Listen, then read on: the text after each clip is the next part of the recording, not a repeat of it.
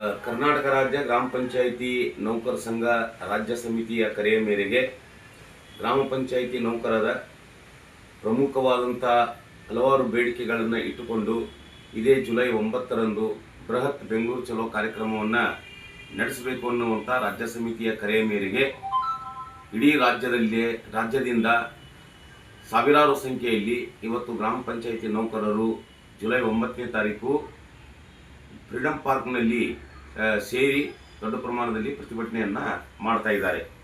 ಬಂಧುಗಳೇ, ಈ ಬೇಡಿಕೆಗಳು ನಾವು ಇವತ್ತೇ ಕೇಳುವಂಥದ್ದಲ್ಲ. ಕಳೆದ 5-6 ವರ್ಷಗಳಿಂದ ನಾವು ಈ ಬೇಡಿಕೆಗಳನ್ನು ಇಟ್ಟುಕೊಂಡು ಹೋರಾಟ ಮಾಡಿದ್ದೀವಿ.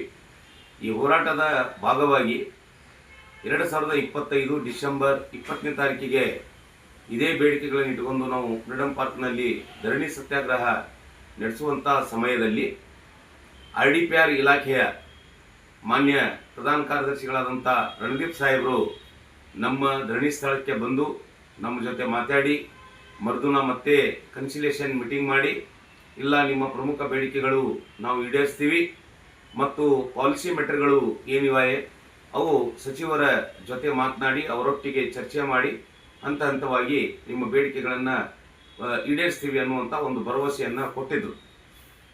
ಭರವಸೆಯನ್ನು ಕೊಟ್ಟು 8 ತಿಂಗಳು ಕಳೆದರೂ RDPR ಇಲಾಖೆಯ ಪ್ರಧಾನ ಕಾರ್ಯದರ್ಶಿಗಳಾಗಲಿ RDPR ಇಲಾಖೆಯ ಕಮಿಷನರ್ ಅವರಾಗಲಿ ಯಾವುದೇ ರೀತಿಯಿಂದ ಒಂದೇ ಒಂದು ಬೇಡಿಕೆಗಳ ಬಗ್ಗೆ ಚಕಾರ ಎತ್ತಿಲ್ಲ.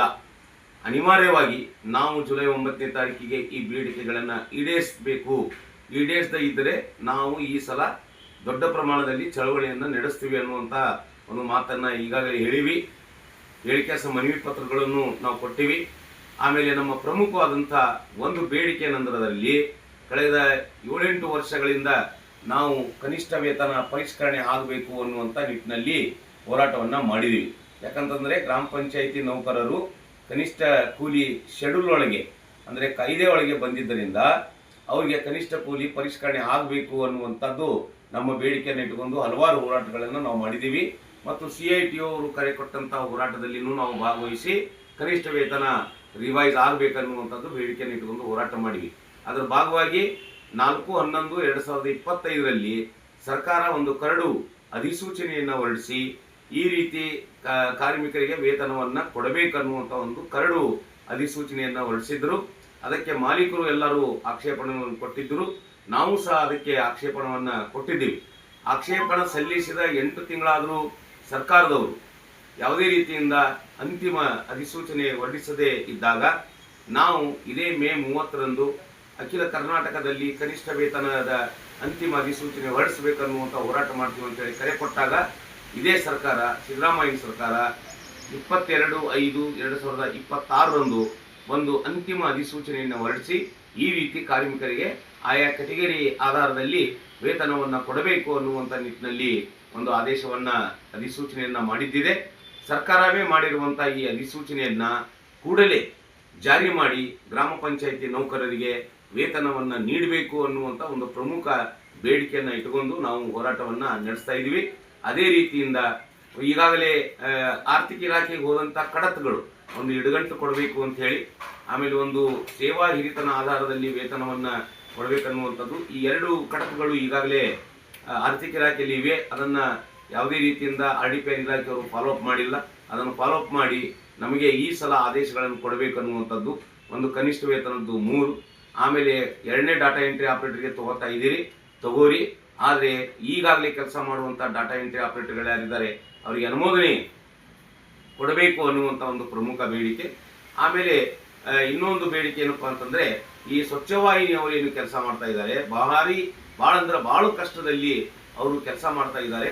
ಆ ಸ್ವಚ್ಛವಾಹಿನಿ ನೌಕರರಿಗೆ ನೀವೇನು ತರಬೇತಿಯನ್ನು ಕೊಟ್ಟಿದ್ದೀರಿ, ಆ ತರಬೇತಿ ಪಡೆದಂಥ ಎಲ್ಲ ಸ್ವಚ್ಛವಾಹಿನಿ ನೌಕರರಿಗೆ ಮೊದಲನೇದಾಗಿ ಕೆಲಸ ಕೊಡಬೇಕು. ಕೆಲಸ ಕೊಟ್ಟು ಕೆಲವೊಬ್ಬರಿಗೆ ಪಗಾರ ಕೊಡಲಿಕ್ಕೆ ಆಗೋದಿಲ್ಲ ಅಂತ ಕೆಲಸದಿಂದ ಅವರನ್ನು ತೆಗೆದಿರಿ, ಅವರಿಗೆ ಮರು ನೇಮಕಾತಿ ಮಾಡ್ಕೋಬೇಕು.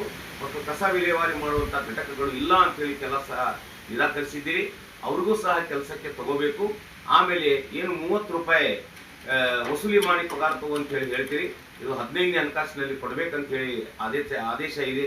ಅದನ್ನು ಇನ್ನೊಮ್ಮೆ ನೋಡಿ ಅವರಿಗೆ 15,000 ರೂಪಾಯಿ ವೇತನ ಕೊಡಬೇಕು ಅನ್ನುವಂಥದ್ದು ಪ್ರಮುಖವಾದಂಥ ಬೇಡಿಕೆ ಮತ್ತು ಅವರಿಗೆ ಪಂಚಾಯಿತಿ ನೌಕರರು ಅಂತೇಳಿ ಪರಿಗಣಿಸಬೇಕನ್ನುವಂಥ ಒಂದು ಬೇಡಿಕೆ ಮತ್ತು ಪಂಚಾಯಿತಿಯವರು ಮನೆ ಟ್ಯಾಕ್ಸ್ ವಸೂಲಿ ಏನು ಮಾಡ್ತಾರೆ ಆ ವಸೂಲಿ ಮಾಡುವಾಗನೇ ಈ ಕಸ ವಿಲೇವಾರಿ ಮಾಡುವಂಥ ಟ್ಯಾಕ್ಸ್ ಅನ್ನು ಸಹ ಅದರಲ್ಲಿ ಸೇರಿಸಿ ವಸೂಲಿ ಮಾಡಿ ಆ ಮೂಲಕ ಸ್ವಚ್ಛವಾಹಿನಿ ನೌಕರರಿಗೆ ವೇತನ ಪೂರೈಸಬೇಕು ಅನ್ನುವಂಥದ್ದು ಒಂದು ಪ್ರಮುಖ ಬೇಡಿಕೆಯನ್ನು ಇಟ್ಟುಕೊಂಡು ಬೆಂಗಳೂರು ಚಲೋ ಕಾರ್ಯಕ್ರಮವನ್ನು ನಾವು ಮಾಡ್ತಾ ಇದ್ದೀವಿ.